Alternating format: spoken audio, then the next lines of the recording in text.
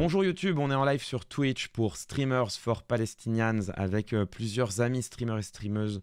Nous levons des fonds au bénéfice des populations civiles qui sont en Cisjordanie et dans la bande de Gaza. Tous les fonds sont reversés à Médecins du Monde qui mènent des actions sur place. Et dans ce cadre, nous avons le plaisir de recevoir sur ce stream Elena Ranchal de Médecins du Monde. Elle est la directrice des opérations internationales. Elle est là pour répondre à toutes nos questions. Bonjour Elena, comment allez-vous d'ores et déjà ? Très bien, mais on se tutoie. Ah, on se tutoie, alors avec grand plaisir. Avec grand plaisir. Donc, on est en direct sur Twitch. Nous sommes plus de 6000 en ce moment.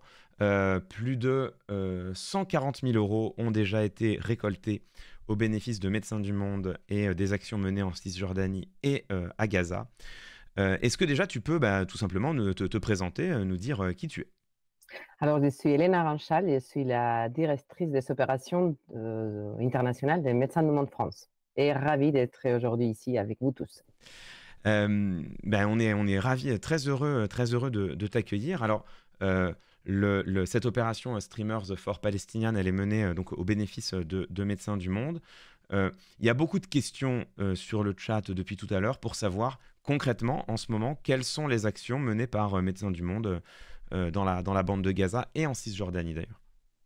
Alors, effectivement, vos Médecins du Monde est présente en Palestine, que ce soit au Gaza et en Cisjordanie, depuis de nombreuses années, plus de 10 années. Et concrètement, en Cisjordanie, et j'ai eu le plaisir d'être là, ça fait une dizaine de jours avec les équipes, et on a des opérations vraiment en santé mentale. Et on sillonne vraiment une grande partie de la Cisjordanie.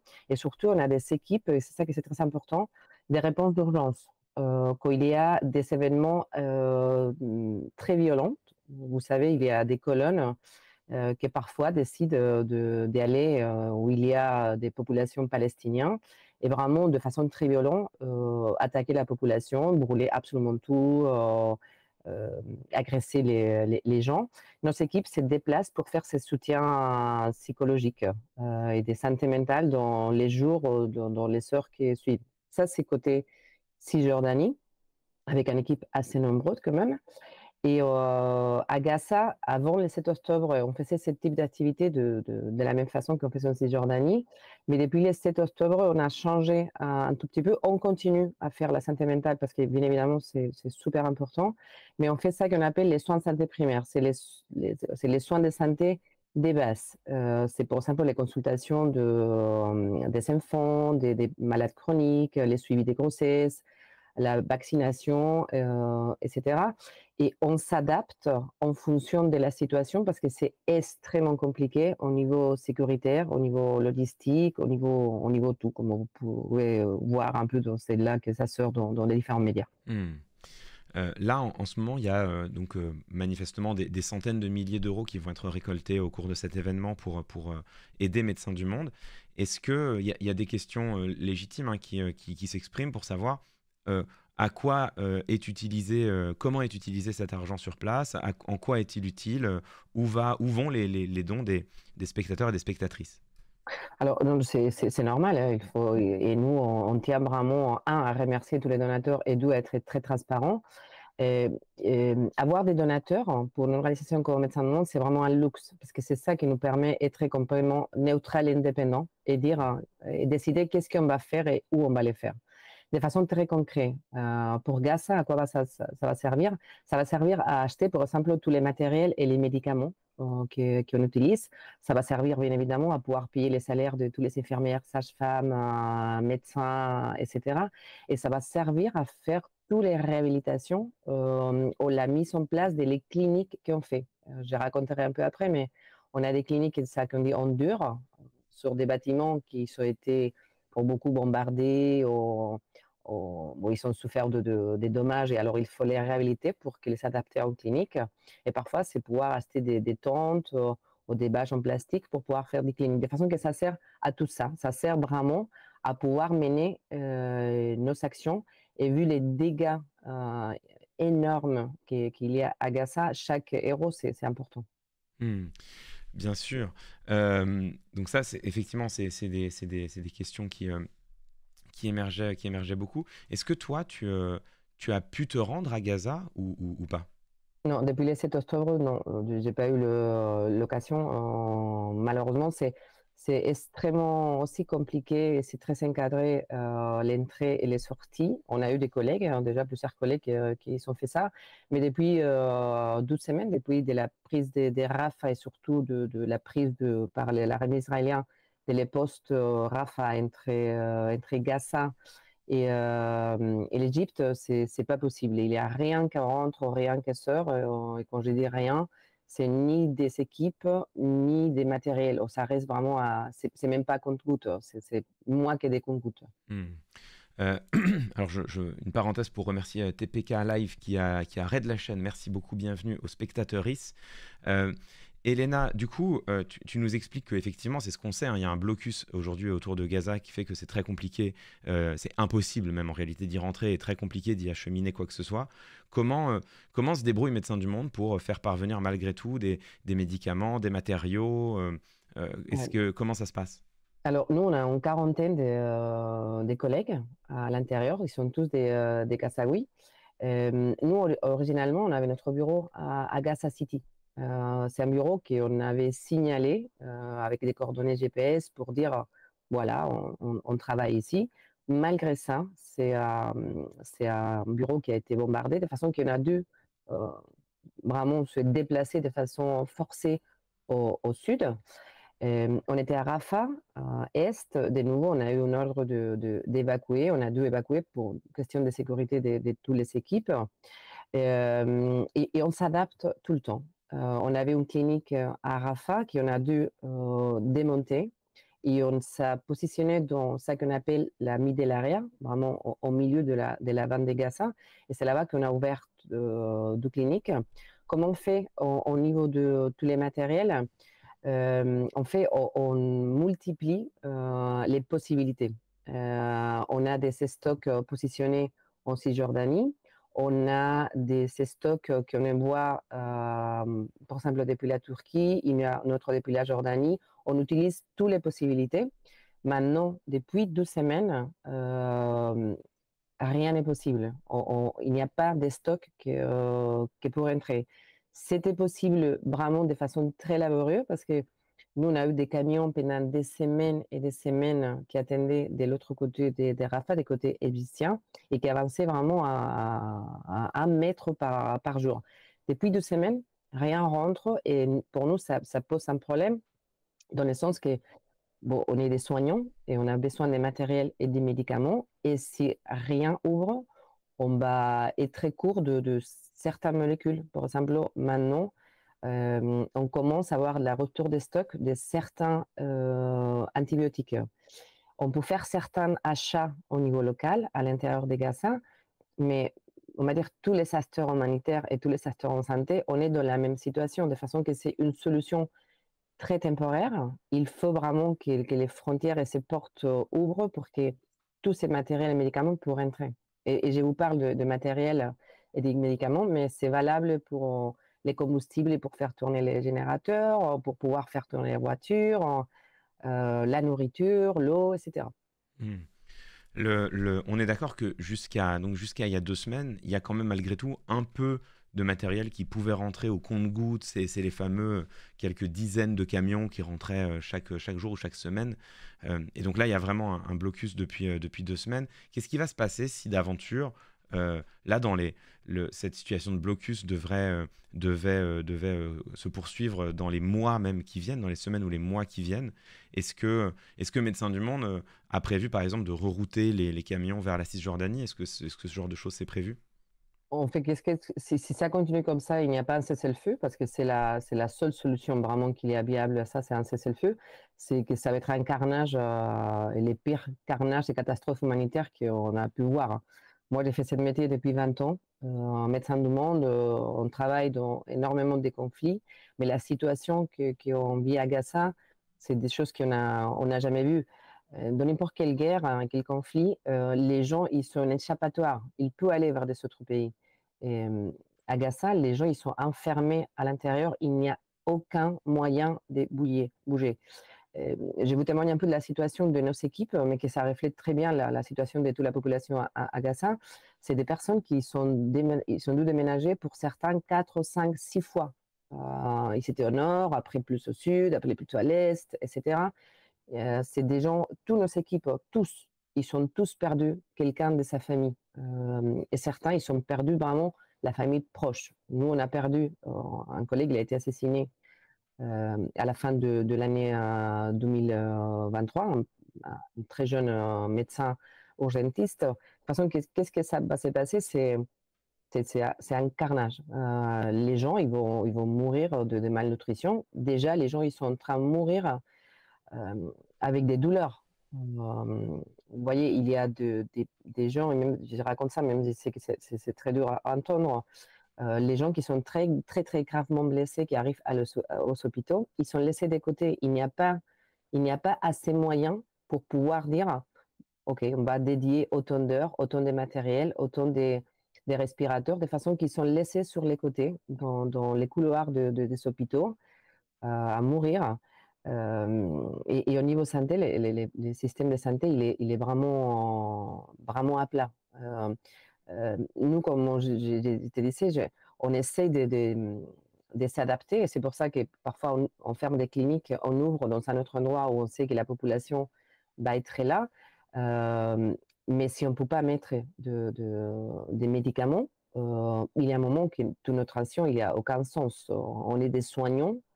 On peut faire certaines choses, mais si on n'a pas des antibiotiques, des antidouleurs, des paracétamol, des choses très basiques, ça réduit énormément notre capacité et surtout l'utilité. Les gens, ils voient des lots en mauvaises conditions. Les gens, ils sont en carence au niveau nourriture, de façon que les gens, ils sont plus fragiles que d'habitude. Et il y a énormément de gens ils sont malades. Nous, on fait beaucoup de consultations par jour.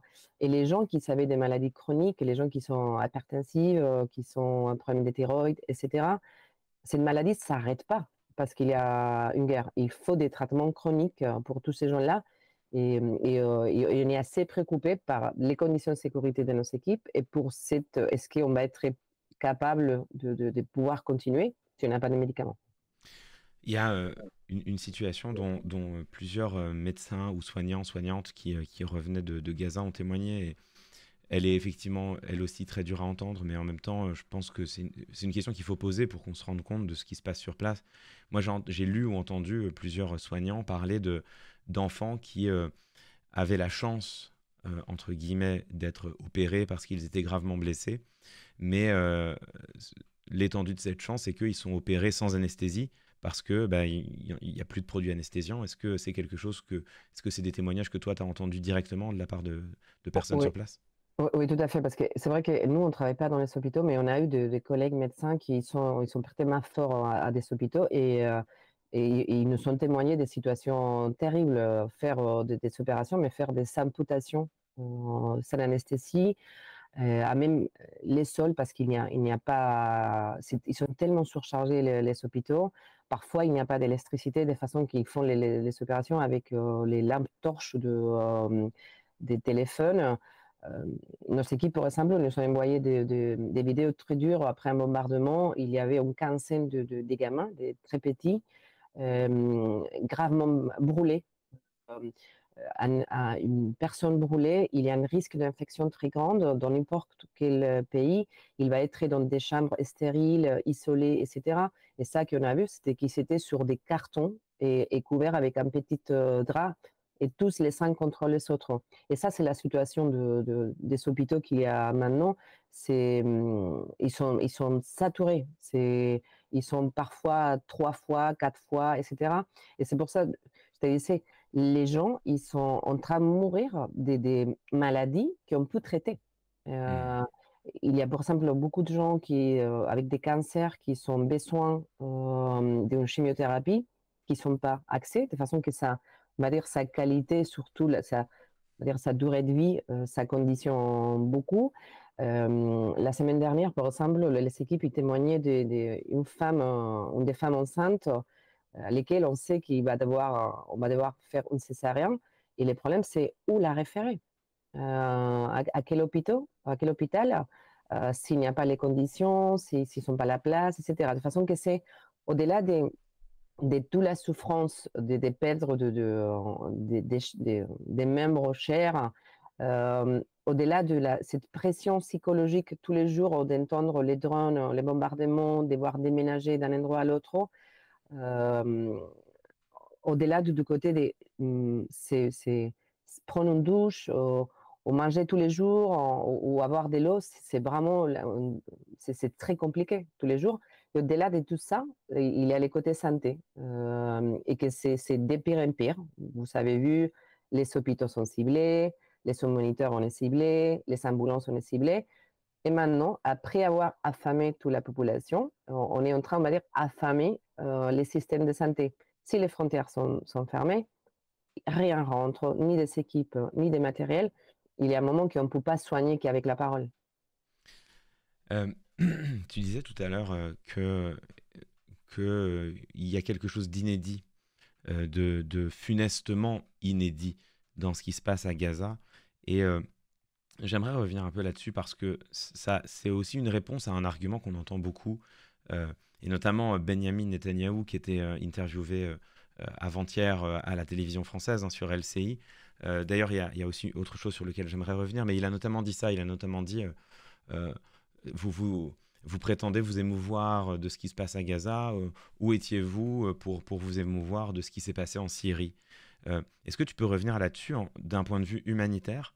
Euh, Est-ce que réellement ce qu'on vit, ce qu'on voit en ce moment à Gaza, est-ce que c'est vraiment inédit? Est-ce qu'on a des raisons d'avoir l'impression que là, il y a une horreur singulière qui est en train de se produire? Ah oui, tout à fait. Bien sûr, c'est très malheureux tous les conflits. Les gens, on va dire, la personne qui souffre en Syrie souffre autant, on va dire, que la personne qui souffre au Gaza. Mais les volumes des morts et des victimes à Gaza, c'est du jamais vu. Gaza, c'est vraiment tout petit, hein. C'est vraiment un tout petit territoire. Les gens, ils sont tassés. On parle de plus de 35 000 morts. On parle de plus de 70 000 blessés. Et pour certains, c'est 2 tiers de cette mort et blessés, c'est des enfants et des femmes. De toute façon, et ça, il faut le dire très clair, la population civile, ce n'est pas des victimes collatérales. Quand on cible des camps de déplacés, ce n'est pas une erreur tragique. Et, et comme je vous disais, par exemple, en Ukraine, en Syrie, c'est très malheureux les conflits, bien sûr, mais la population, ils ont la possibilité de s'échapper, d'aller dans un autre pays. À Gaza, ce n'est pas le cas. En fait, la population était à Gaza City. Ils les sont forcés à se déplacer vers le sud, parce que soi-disant, c'était sûr. Maintenant que les gens, qu'il y a plus d'un million de personnes au sud, ils les disent, bon, maintenant aussi, ici, c'est pas sûr. Ils vont aller dans la Middle-Area. En fait, au nord de Wadi Rum, de l'arrivée du fleuve qui divise, la destruction, elle est massive. À Rafah aussi. Maintenant, toute la population, il est au milieu. Presque sa nourriture, presque sa eau, sans des services basiques. Alors, c'est quoi les prochains? Et de nouveau, toutes les organisations humanitaires, on demande ce cessez-le-feu parce qu'on voit que les conditions, ils sont pas tenables. C'est vraiment une honte pour la communauté internationale, pour la diplomatie, de ne pas pouvoir faire quelque chose. Il y a 2 mesures, hein. Vous voyez, pour l'Ukraine, pour la Syrie, il y a eu énormément de pays qui se sont mobilisés, qui se sont indignés, qui se sont montés en coalition pour pouvoir arrêter tout ça. À Gaza, il y a des tweets, il y a des déclarations, mais de facto, rien ne se passe. On a des pays comme les États-Unis qui c'est vraiment très hypocrite, faire des largages aériens ou construire un port flottant, en même temps qu'ils continuent à faire des transferts d'armements à Israël. Parce que c'est 2 poids, 2 mesures par rapport des autres conflits.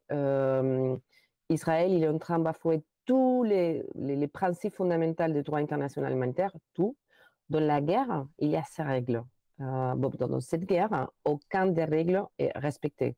Ils sont en train d'affamer la population, la déplacer des forces, etc., etc. De façon que c'est C'est terrible et quand la Cour internationale de justice, ils disent il y a des indices effectivement dès qu'il peut y avoir un génocide, c'est des déclarations très importantes à prendre. La situation à Gaza, c'est vraiment de jamais vu, on va dire, de l'histoire récente.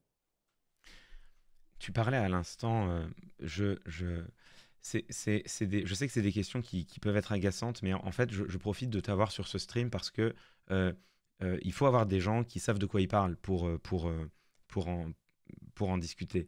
Moi, donc, j'ai écouté l'interview de Benjamin Netanyahou l'autre soir. Et ce que j'ai dit publiquement, c'est moi, je veux pas la commenter parce que je n'ai pas les informations et j'ai pas de quoi vérifier, fact-checker ce qu'il dit. Et donc, je profite de pouvoir discuter avec toi pour te poser certaines questions. Et justement, Benjamin Netanyahou disait il y a 2 jours, il n'y a pas de famine à Gaza. C'est pas vrai. On a créé des voies d'acheminement pour s'assurer que des aliments rentrent. On fait même du largage aérien pour s'assurer que l'alimentation soit sur place. Et il a ajouté, cette précision presque cynique, il a ajouté, euh, on a calculé euh, pour faire en sorte que chaque personne à Gaza ait au moins 3500, enfin, ait une ration de 3500 calories par jour, c'est-à-dire 1000 de plus que ce qui est recommandé pour un adulte. Donc il n'y a pas de famine à Gaza. Est-ce que toi qui donc est en lien direct avec des personnes sur place, qu'est-ce que ça t'inspire comme déclaration, cette déclaration? C'est ou bien il est très cynique, ou bien c'est très menteur, ou sinon il vit dans l'aveuglement les plus immenses. Nous, on est en contact, moi je suis en contact direct avec mes équipes. Et mes équipes, on va dire que, on peut dire ils sont un peu plus des chances, dans le sens, ils sont en travail. Il y a énormément de gens qui ne sont pas de travail. Euh, on fait trouver la nourriture tous les jours, c'est extrêmement compliqué. C'est extrêmement cher et surtout, c'est très réduit. Il y a certaines choses qu'on peut trouver, mais des autres choses qu'on ne trouve pas. De façon que il y a une pénurie de nourriture, ça c'est sûr.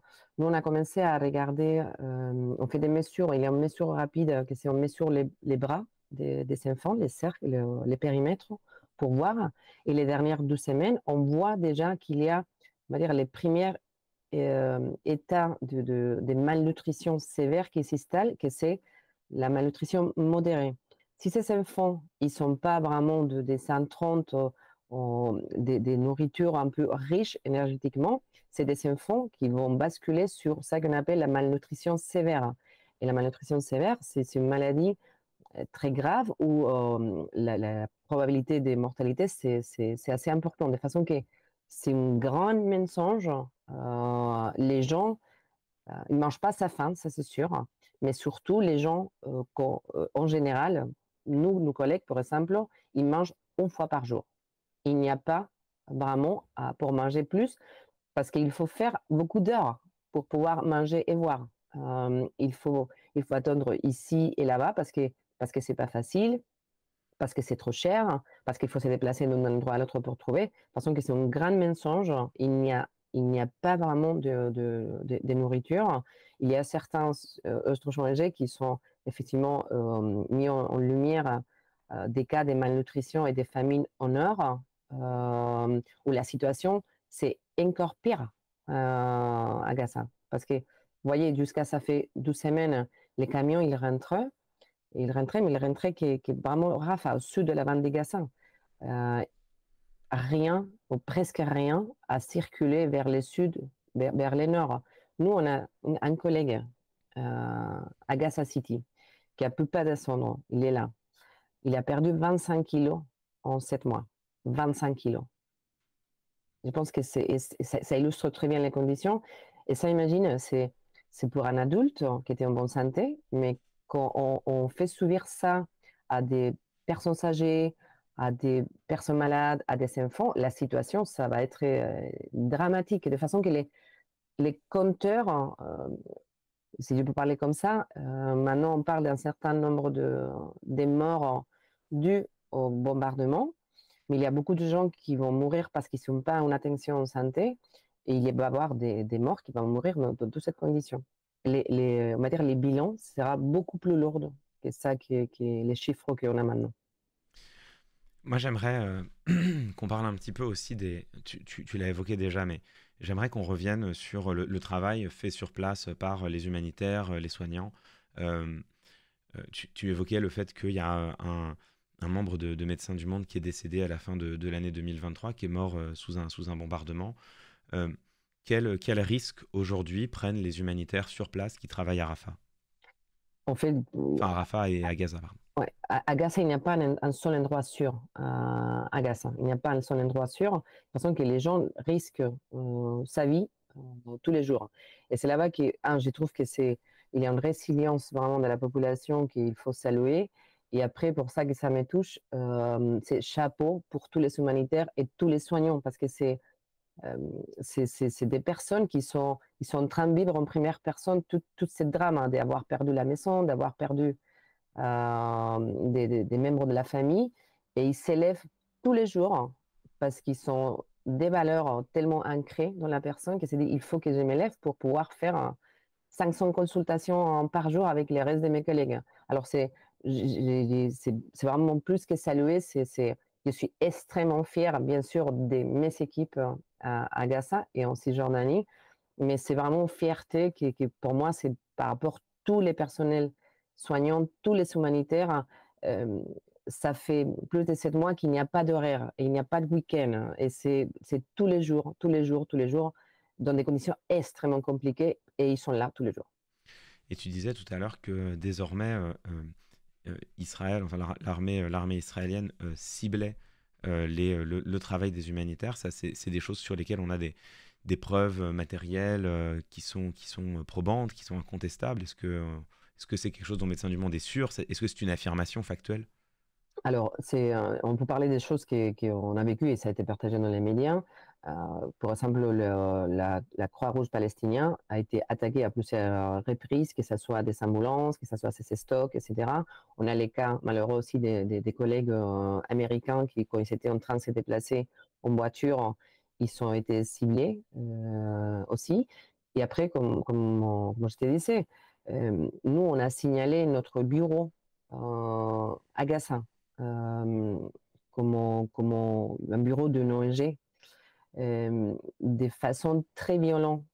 L'armée israélienne a rentré dans nos locaux, a sorti nos collègues de façon très très violente et très humiliante. Et ils ne se sont pas contentés de ça. Après, ils sont endommagés de façon importante les bâtiments où on était. Et ça, ils savaient qui nous sommes. On ne se cache pas. Et pour des raisons de sécurité, on signale toujours, c'est pas qu'avec la visibilité, mais c'est avec des coordonnées GPS. Et on n'a pas été les seuls. De façon que, oui, de la même façon que des hôpitaux, ils ont été ciblés. Et normalement, c'est les hôpitaux et les civils. Et quand il y a des populations déplacées, on va dire, c'est des zones qui sont protégées par les droits internationaux humanitaires. On ne peut pas toucher tout ça. Ils l'ont fait à répétition.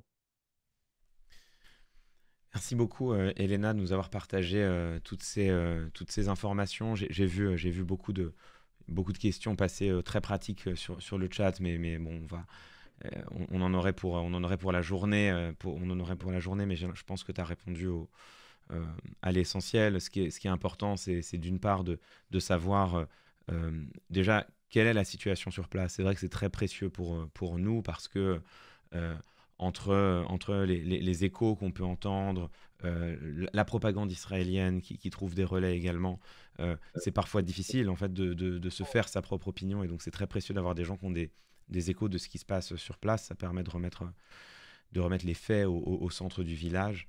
Et puis, voilà, je pense qu'on comprend aussi bien à quel point le travail de Médecins du Monde sur place est essentiel, et à quel point bah, les dons de tous ceux, toutes celles et ceux qui peuvent donner sont capitaux, quoi. C'est-à-dire que là, il y a vraiment une urgence humanitaire, des urgences médicales auxquelles il faut parer. Ça demande énormément de courage et de bonne volonté pour les humanitaires sur place, puis ça demande des moyens aussi, quoi. Et donc Ouais. ça, pour le coup, c'est peut-être là où nous, on peut faire jamais assez, mais peut-être un petit peu malgré tout. Mais chaque petite don, c'est important, mais parce que vous voyez, on a besoin de l'argent pour faire tout ça. Après, indignez-vous. aussi signer les pétitions qu'il y a par rapport à un cessez-le-feu. C'est la seule solution. Un cessez-le-feu, c'est la seule solution qu'il y a pour sortir de toute cette catastrophe. Ça, c'est intéressant. On va peut-être finir là-dessus. On n'a pas parlé de politique parce qu'en fait, la politique, c'est pas ce qui compte ni pour Médecins du Monde, je crois, ni pour nous dans cet événement. Ce qui compte pour nous, c'est de venir en aide à une population qui souffre, comme tu l'as bien déclaré, enfin, comme tu l'as bien raconté.